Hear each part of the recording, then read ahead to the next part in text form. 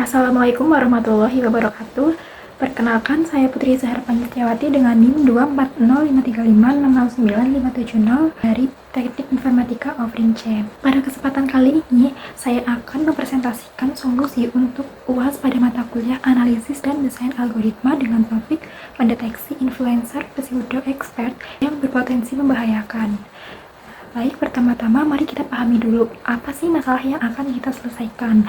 Di era digital pada saat ini banyak sekali influencer yang membahas topik-topik serius seperti kesehatan, keuangan, hukum, atau investasi.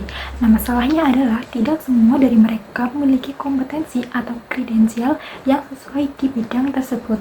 Contohnya nih, ada influencer yang mengklaim bisa menyembuhkan diabetes selama 3 hari tanpa obat, padahal mereka bukan dari tenaga medis.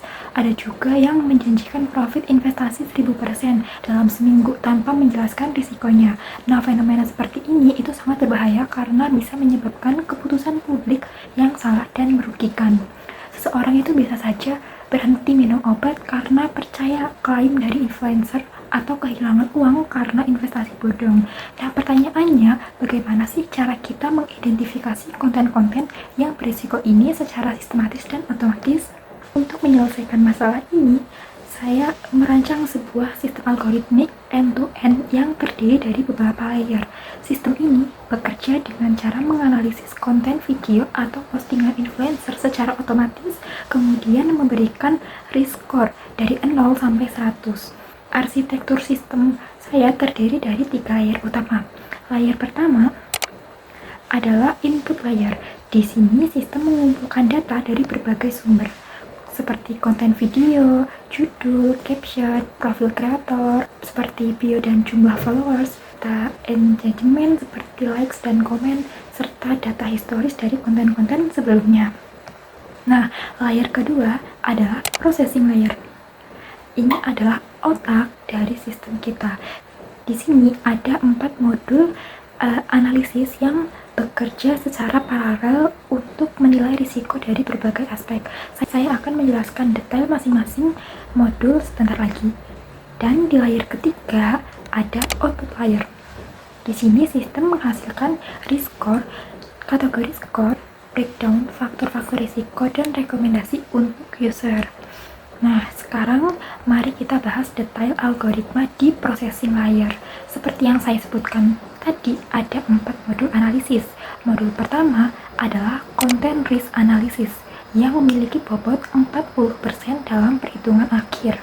Modul ini menganalisis isi konten itu sendiri. Ada beberapa hal yang dicek. Pertama, keyword detection. Nah, sistem ini punya database kata-kata yang berbahaya yang sering dipakai pseudo expert. Misalnya, di bidang kesehatan nih, dijamin sembuh, 100% ampuh. Terus ada lagi misalnya tanpa efek samping, rahasia dokter, tidak mau kasih tahu, dan lain sebagainya. Nah, setiap keyword yang terdeteksi ini menambah 15 poin ke risk score. Nah, misal lagi di bidang keuangan, profit pasti, tanpa risiko, cepat kaya, dijamin untung, dan lain sebagainya. Ini juga masing-masing menambah 15 poin. Lalu kedua, sistem mengecek apakah ada disclaimer atau tidak. Kalau konten kesehatan atau finansial tidak ada disclaimernya, itu menambah 20 poin. Ketiga, sistem mengecek lagi apakah ada sumber atau referensi. Kalau tidak ada, tambah lagi 15 poin. Dan yang terakhir, sistem menganalisis tone dari konten. Kalau terlalu overconfident atau terlalu menjanjikan, tambah lagi 10 poin. Jadi, total modul ini memberikan skor maksimal 100 yang nanti akan dikali dengan 40% untuk perhitungan akhir. Lalu, di modul kedua adalah credibility check dengan bobot 30%. Modul ini mengecek kredibilitas si kreator atau influencer itu sendiri. Pertama, apakah akunnya terverifikasi atau tidak? Akun yang tidak verified dapat tambah 25 poin.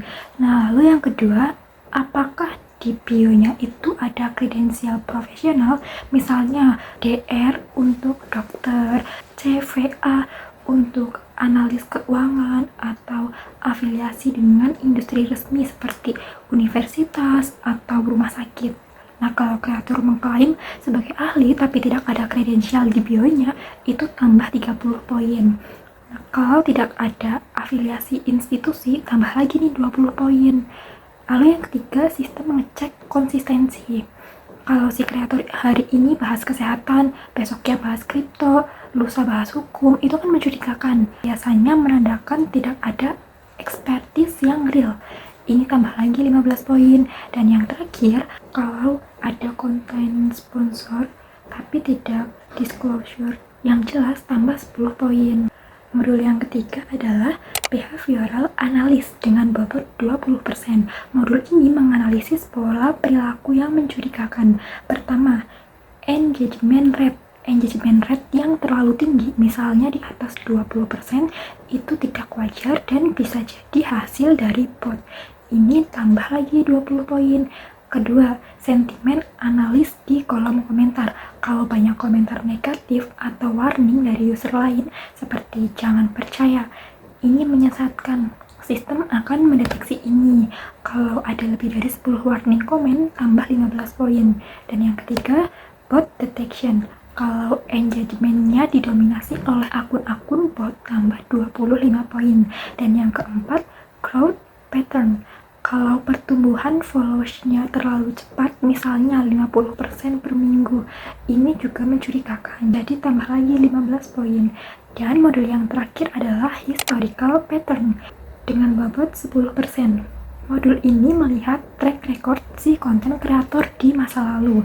Kalau dari 50 video terakhirnya, lebih dari 10 video pernah di-flag sebagai konten beresiko, tambah 30 poin. Kalau pernah dapat warning dari platform, tambah 40 poin. Dan kalau pernah ada konten yang di take down atau dihapus, tambah 30 poin lagi. Nah, setelah keempat modul ini selesai, sistem akan menghitung final risk score dengan rumus weighted average. Seperti ini. Hasilnya adalah angka dari 0 sampai 100.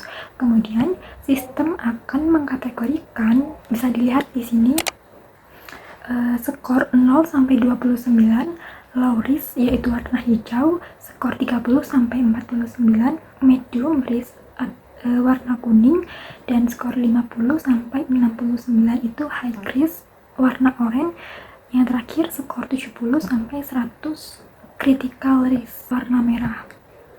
Baik, sekarang mari kita lihat contoh perhitungan nyata agar lebih jelas. Misalnya nih, ada sebuah video dari influencer dengan konten seperti ini. Captionnya ini. Lalu kreatornya, akunnya tidak verified, bio-nya hanya health enthusiast, tidak ada kredensial medis. Nah, bisa kita lihat mulai dari modul 1 yaitu konten analisis, dilanjut modul 2 credibility, modul 3 behavioral, dan modul terakhir historical. Setelah itu dilakukan perhitungan dan diperoleh skor 69. Jadi video ini masuk kategori high risk dan akan ditampilkan dengan page berwarna oranye.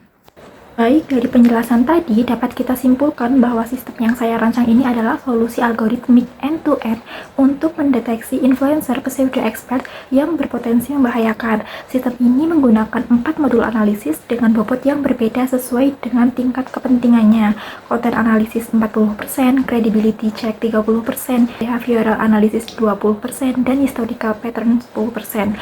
Hasilnya adalah risk score dari 0 sampai dengan 100 yang objektif dan terukur, sehingga dapat membantu melindungi masyarakat dari informasi yang menyesatkan. Dengan sistem ini, diharapkan masyarakat dapat lebih kritis dalam menerima informasi dari influencer, terutama yang berkaitan dengan bidang-bidang sensitif seperti kesehatan, keuangan, dan hukum.